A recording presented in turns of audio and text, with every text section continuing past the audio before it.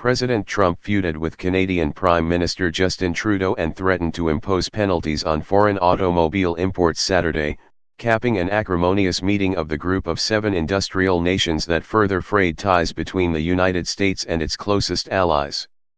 Trump said Saturday evening that he had instructed U.S. officials to withdraw support for a joint statement with other member nations he had backed just hours earlier, saying the United States would not join after Trudeau publicly criticized Trump's trade policy. Based on Justin's false statements at his news conference, and the fact that Canada is charging massive tariffs to our U.S. farmers, workers, and companies, I have instructed our U.S. reps not to endorse the communiqué as we look at tariffs on automobiles flooding the U.S. market. Trump wrote on Twitter after leaving the summit. Trump, who did not specify which of Trudeau's statements he considered false, said U.S. trade policies were a response to unfair Canadian practices and characterized the Canadian leader as weak. Earlier Saturday, Trudeau criticized Trump's recent decision to place tariffs on steel and aluminum from the European Union, Canada, and Mexico, saying it was insulting that Trump cited U.S. national security as his reason for doing so. Canadians, we're polite, we're reasonable, but we also will not be pushed around, Trudeau said at his own, separate news conference at the meeting's end. I highlighted directly to the President that Canadians did not take it lightly that the United States has moved forward with significant tariffs on our steel and aluminum industry, Trudeau said. Particularly, they did not take lightly that it's for a national security reason that for Canadians who stood shoulder to shoulder with American soldiers in far-off lands in conflicts from the First World War onward, it's kind of insulting. G7 leaders had hoped the annual summit here would strengthen ties that had been tested by trade disputes. Instead, it ended in a war of words between Trump and the leader of one of the United States' largest trading partners that threatened to escalate into a full-blown trade war. Earlier Saturday, Trump said he had floated the idea of countries dropping all import barriers, saying he would do the same in return.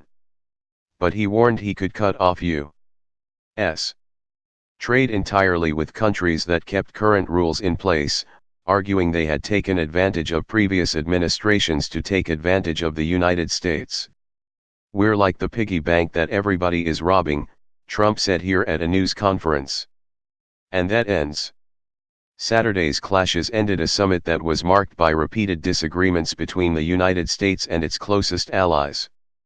The G7, in its current form, consists of the United States, Canada, Britain, Germany, France, Italy, and Japan. Trump on Friday called for Russia to be readmitted to the G7 after it was expelled in 2014 for annexing Ukraine's Crimea. And he departed the gathering early, skipping a discussion of global climate change to fly to Singapore for a nuclear summit with North Korean leader Kim Jong-un. Now, leaders from the G7 and elsewhere face a string of trade decisions that will either preserve the existing global economic system or reshape it, with millions of jobs and trillions of dollars hanging in the balance. Trump cautioned other nations, those in the G7 and around the world, that the size of the U.S. economy means other nations can't win a trade war.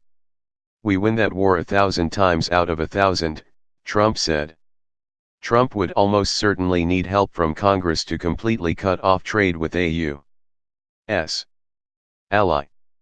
But he has already made significant changes to trade policy, working around bipartisan opposition from Congress through invoking a previously seldom used provision that allows presidents to make trade decisions if they deem it necessary to protect national security. His Saturday actions faced bipartisan criticism in Congress. GOP Sen. John McCain, Arizona, rebuked Trump's position in a Twitter post. To our allies, bipartisan majorities of Americans remain pro-free trade, pro-globalization and supportive of alliances based on 70 years of shared values.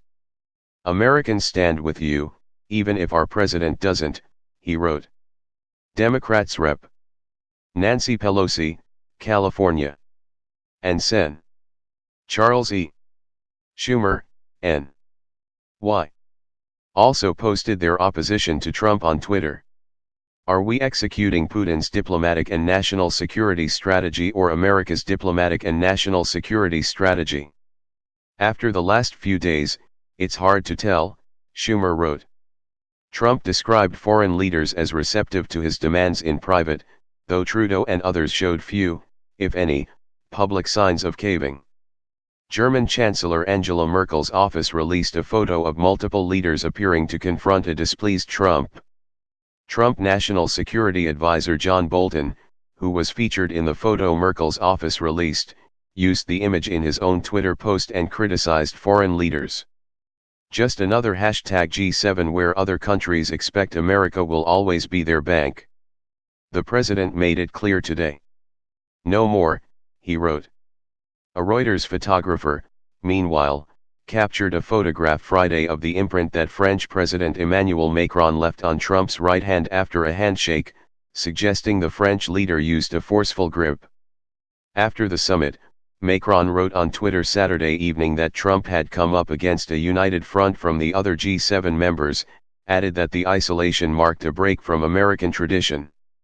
It was part of a broader, more confrontational approach by foreign leaders to the second G7 meeting of Trump's presidency. Representatives from other G7 countries said they felt as though they had made progress in conveying their positions to Trump, something many of them felt pressured to do by voters at home. Trump said the leaders discussed the question of Russia's inclusion in the group but reached no conclusion. We didn't do votes or anything, but it has been discussed, he said. Despite the tension, the member states' leaders were cordial in person, Trump included. He made first-name references to Angela and Justin, and he repeatedly insisted he blamed previous U.S. leaders, not foreign ones, for what he sees as the global trade imbalance. Trump said the leaders discussed the question of Russia's inclusion in the group but reached no conclusion. We didn't do votes or anything, but it has been discussed, he said. Russia is a permanent member of the UN Security Council and plays a significant role in international security issues. It also holds a seat in the larger group of 20. We're looking for peace in the world. We're not looking to play games, Trump said. Trump is not the first politician to make the realpolitik argument that Russia belongs at the G7 table, but his position is a turnabout from the Obama administration, which condemned the 2014 annexation and imposed sanctions on Russia as punishment. Crimea was let go during the Obama administration, and, you know, Obama can say all he wants, but he allowed Russia to take Crimea. I might have had a very different response, Trump said. Trump, I'll size up Kim Jong-un within the first minute. Leaders from Canada and Britain rejected Trump's call to bring Russia back, saying Russian President Vladimir Putin would have to make major changes to be given a welcome. Although, new Italian Prime Minister Giuseppe Conte sided with Trump. U.S. intelligence agencies have said they have high confidence that Russia interfered in the 2016 election, and part of this year's G7 summit was supposed to focus on protecting democracies from foreign meddling. Special Counsel Robert S. Mueller III is investigating Russian interference efforts, including whether Trump's campaign colluded with Russian officials. G7 members met in part to discuss how to prevent election interference, and many remain angry over Putin's actions in Ukraine. At his news conference, Trump first referred to the annexation of Crimea only obliquely. Something happened a while ago where Russia is no longer in, he said. I think it would be good to have Russia back in. As they departed Saturday, it became clear that many foreign leaders are still searching for ways to deal with the unpredictable U.S. president. On Friday evening, the White House issued a statement saying Trump and Trudeau were very close to a deal to rework the North American Free Trade Agreement.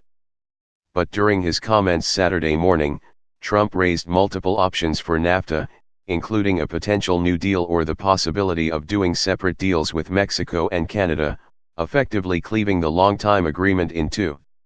It was not contentious, Trump said. What was strong was the language that this cannot go on, but the relationships are very good.